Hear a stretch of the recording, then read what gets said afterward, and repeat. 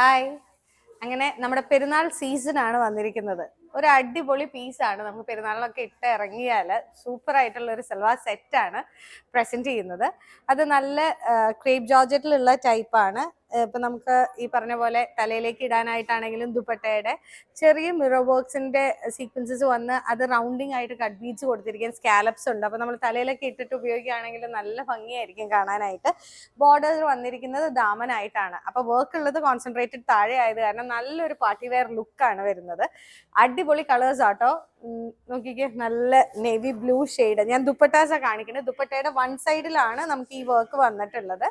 അടുത്ത ഷെയ്ഡ് വരുന്നത് നല്ലൊരു ബോട്ടിൽ ഗ്രീൻ. അതും കണ്ടോ, ഇതുപോലെ തന്നെ സ്കാലപ്സ് ആൻഡ് വർക്കാണ് പോയിരിക്കുന്നത്.